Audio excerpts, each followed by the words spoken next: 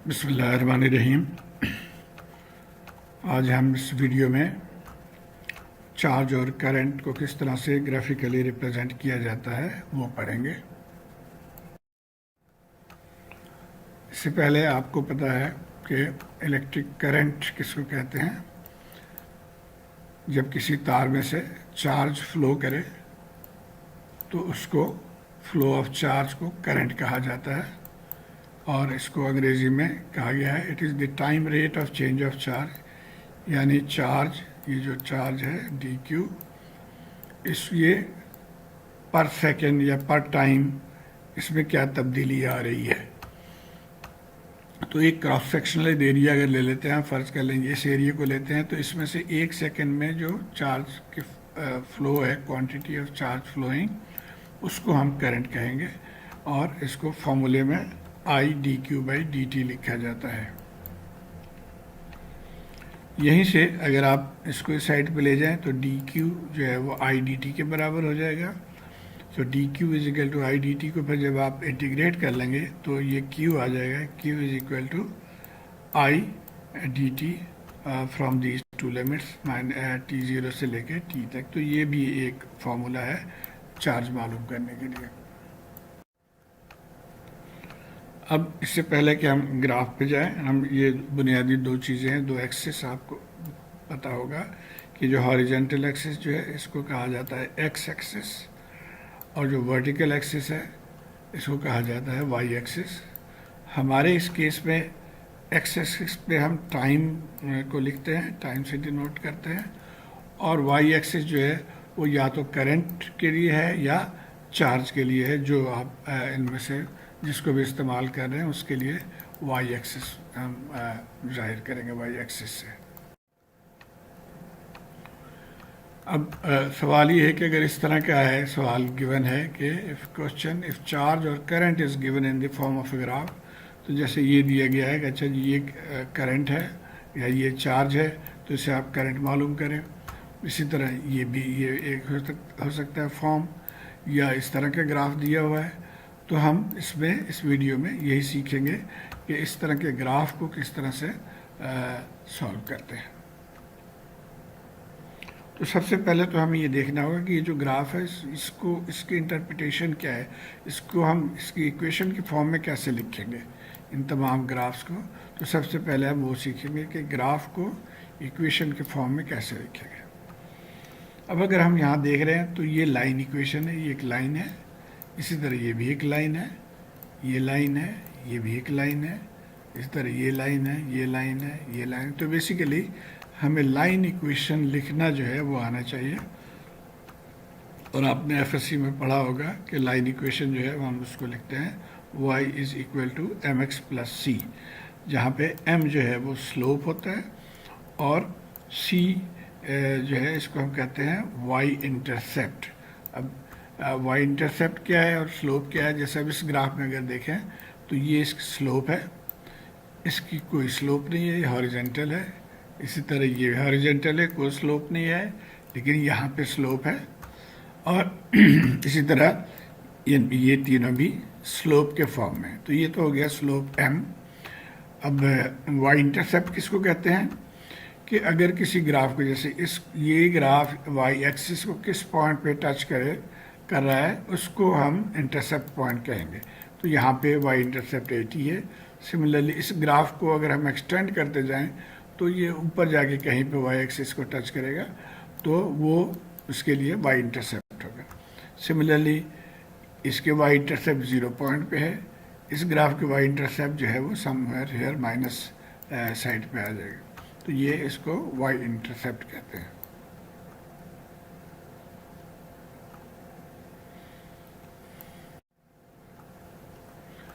अब पहला सवाल ये है कि स्लोप कैसे मालूम करेंगे। ये यकीनन आपने पढ़ा होगा एफएससी में, लेकिन हम फिर इसको रिपीट करेंगे।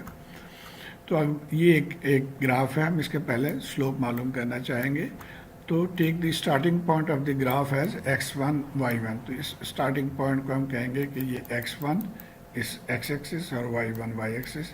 तो ये x1 और y1 है, और जो एंड पॉइंट है उसको हम नाम देंगे x2 y2। तो ये जो एंड पॉइंट है ये x2 और y2, x2 कितना है 1 है और y2 कितना है 5 है। तो अब कैसे लिखेंगे हम, स्टार्टिंग पॉइंट हमारा हुआ x1 y1, यहाँ पे x भी 0 है और y भी 0 है, तो हम इसको 0 0 लिखेंगे।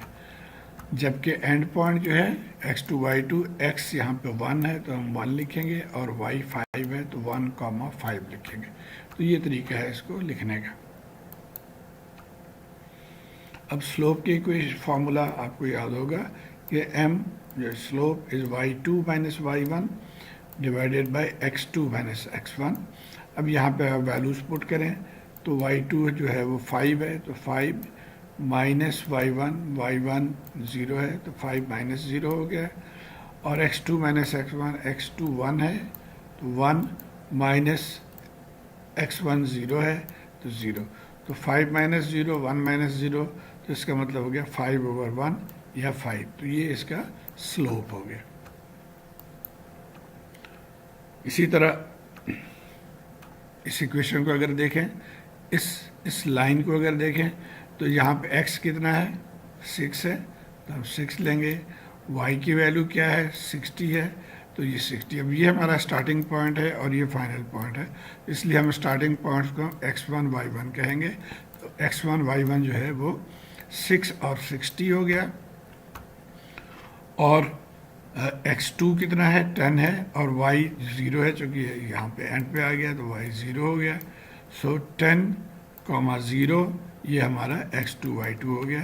अब उसी फार्मूले में हम डालेंगे तो y2 हमारा ये है, y2 0 है तो 0 माइनस y1 60 तो 0 माइनस 60 हो गया, और डिवाइडेड बाय x2 10 है माइनस x1 6 है तो 10 माइनस 6, तो ये हो गया माइनस 60 डिवाइडेड बाय 4 जो कि हो जाएगा माइनस 15।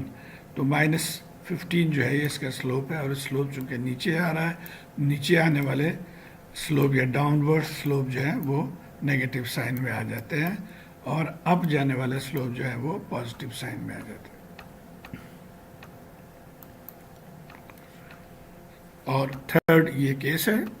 अब यहाँ पे देखें तो चूँकि ये हॉरिजॉन्टल लाइन है, इसका कोई स्लोप नहीं है, तो हम डायरेक्टली ही यहाँ पे लिख सकते हैं कि स्लोप हमारा जो है वो 0 है। या अगर आप चाहें तो आप इसकी वैल्यूज डाल दें। ये स्टार्टिंग पॉइंट है हमारा x1 y1, यहाँ पे x1 है और y 5 है तो 1,5 डाल दिया, और ये हमारा एंड पॉइंट है x2 y2, यहाँ पे x3 है और y 5 ही है तो y 5 डाल दिया। तो ये अब उसको उसी फार्मूले में आप डाल के देखें तो तब भी यहाँ पे स्लोप 0 आएगा, क्योंकि 5 minus 5 y2 minus y1 5 minus 5, और नीचे x2 माइनस x1 सो 3 माइनस 1। अब ऊपर 5 माइनस 5 चूँकि 0 हो गया तो स्लोप 0 हो गया। तो ये तरीका होता है किसी भी लाइन की, किसी भी स्ट्रेट लाइन की स्लोप मालूम करने। अब हम आते हैं कि इंटरसेप्ट किस तरह से मालूम करते हैं।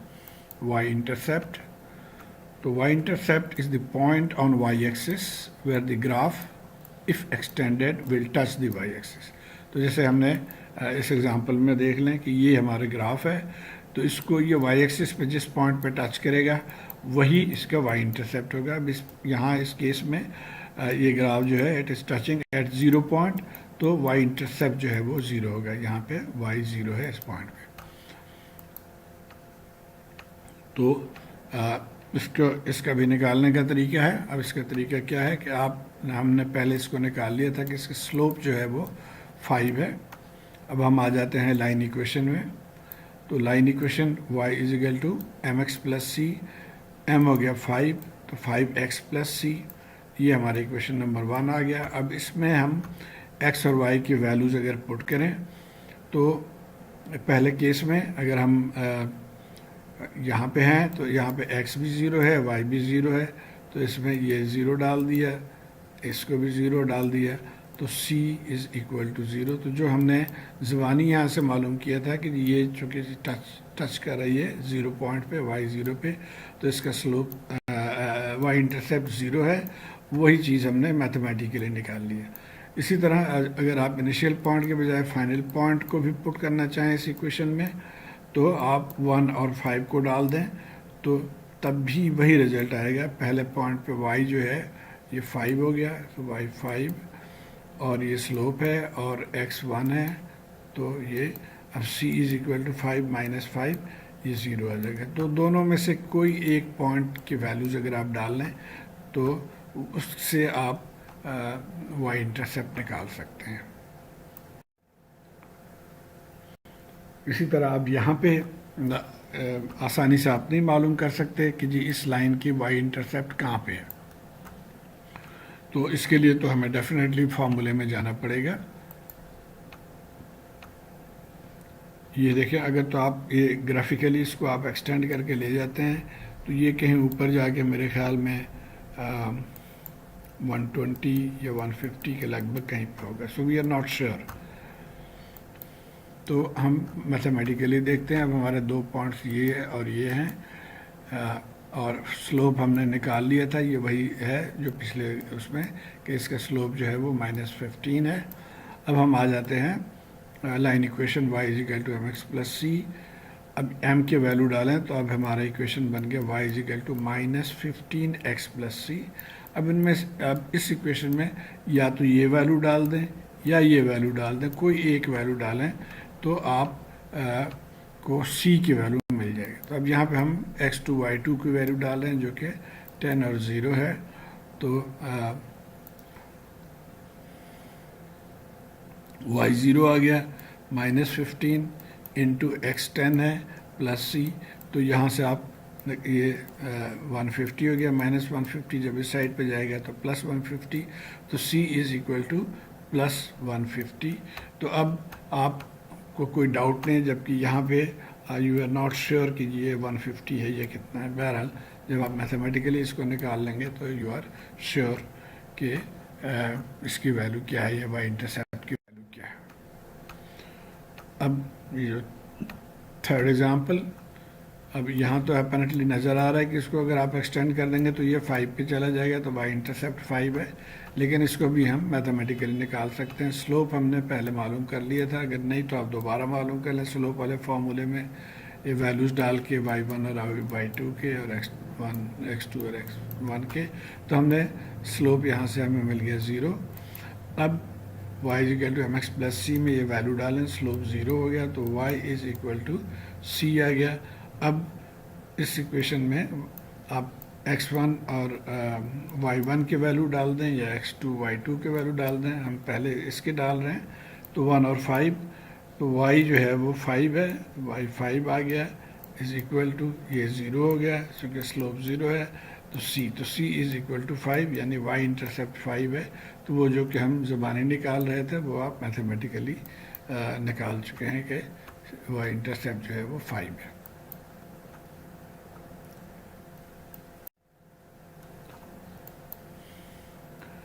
अब आइए हम इस सवाल को करते हैं। इसमें हमने write the equation for charge as shown in the figure. तो ये जो ग्राफ है ये इट इज़ रिप्रेजेंटिंग चार्ज। अब इसको हम इक्वेशन के फॉर्म में लिखना है, तो आप इसको गौर से देखें। तो एक लाइन ये है, एक लाइन ये है और एक लाइन ये है, ये 3 लाइनें हैं। ये जो ऊपर से नीचे में लाया जाता है ये सिर्फ शोशा के लिए है, ये इस इक्वेशन लिखने की ज़रूरत नहीं होती। बेसिकली आपकी लाइन यहीं पे ख़त्म है। तो आइए हम इक्वेशन लिखते हैं। ये जैसे मैंने बताया कि 3 लाइनें हैं, एक ये लाइन, एक ये लाइन और एक ये लाइन। ये लाइन नहीं है, इसको सिर्फ खूबसूरती के लिए मिलाया जाता है, एक्चुअल इस तरह से है। तो इन तीनों लाइनों की इक्वेशन हम लिखेंगे।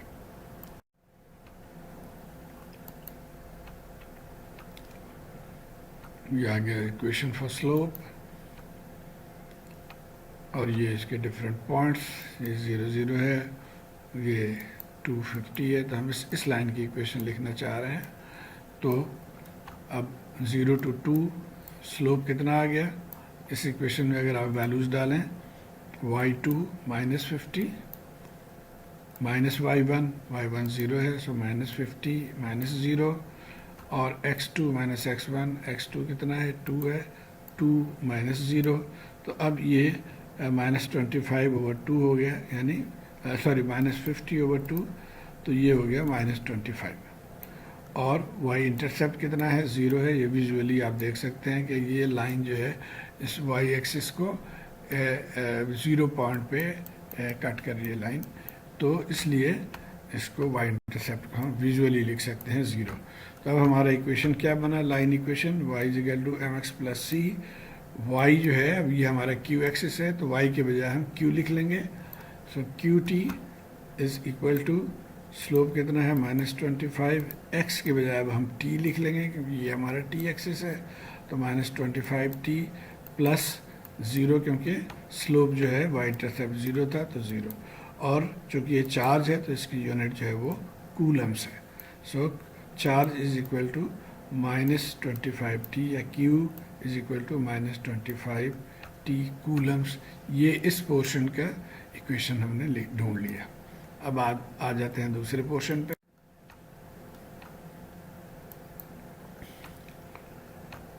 अब ये दूसरा पोर्शन कहाँ से कहाँ तक है, t इज इक्वल टू 0 से लेके t इज इक्वल टू 4 तक। ये t इज इक्वल टू 2 से लेके sorry t is equal to 2 से लेके t इज इक्वल टू 6 तक, सॉरी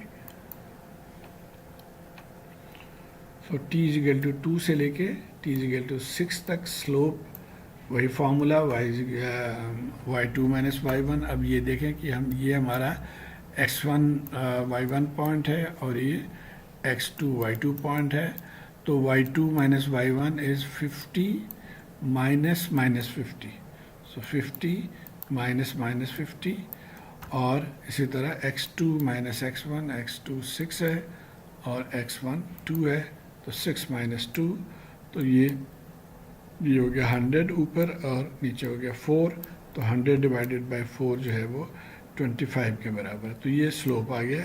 अब हमारा लाइन इक्वेशन जो कि जनरल इक्वेशन है y is equal to m x plus c, इसको हम इस फॉर्म में लिख लेंगे, तो y की जगह पे q लिख लेंगे और x की जगह पे t लिख लेंगे, और m25 आ गया सी, तो ये हमारा इक्वेशन बन गया 25t QT is 25t plus c. अब हमें c मालूम करना है या y इंटरसेप्ट मालूम करना है।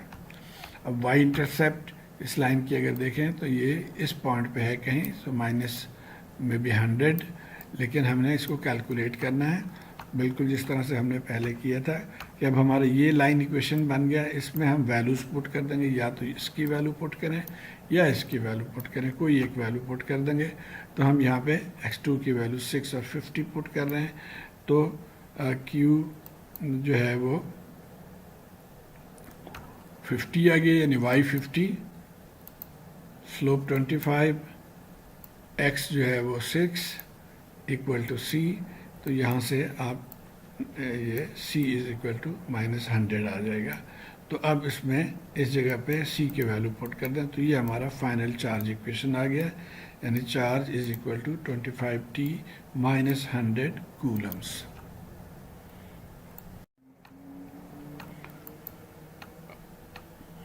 अब हम आ जाते हैं तीसरे हिस्से की तरफ। ये तीसरा हिस्सा है फ्रॉम टाइम 6 to 8, तो टाइम 6 to 8। इस लाइन के स्लोप वैसे तो नज़र आ रहा है कि ये 0 है, कोई स्लोप नहीं है, लेकिन फिर भी हम फार्मूले के ज़रिए y2 माइनस y1, तो y2 इज़ 50, y1 50, तो 50 minus 50 divided by x2 minus x1 8 minus 6, तो ये स्लोप 0 आ गया। अब ये वैल्यू हम 0 इसमें डाल देंगे, तो ये हमारा line equation y is equal to m x plus c, y के जगह पे हम q लिख लेंगे क्योंकि हमारा ये हम चार्ज मालूम करना चाह रहे हैं, तो q is equal to 0t plus c, तो ये हमारा इक्वेशन बन गया। अब हमें c की वैल्यू मालूम करनी है, डायरेक्ट भी हम यहाँ से मालूम कर सकते हैं कि y इंटरसेप्ट जो है वो 50 है, लेकिन बेहतर ये है कि आप फार्मूले में डालें, तो y is equal to c था, y या q की जगह पे हम यहाँ पे देख रहे हैं कि 50 है, तो ये हम 50 डाल देंगे, ये 0 हो गया, तो यहाँ से हम c इज इक्वल टू 50 निकल आया, तो c इज इक्वल टू 50 जो है ये हमारा y इंटरसेप्ट हो गया। तो देयरफॉर हमारा फाइनल इक्वेशन हो गया QT is equal to 50 coulomb. तो इस तरह से हम ये तीनों पोर्शंस के इक्वेशन हम मालूम कर लेते हैं। अब इंशाल्लाह अगले वीडियो में इसके पार्ट 2 में हम प्रॉब्लम्स सॉल्व करेंगे। Thank you.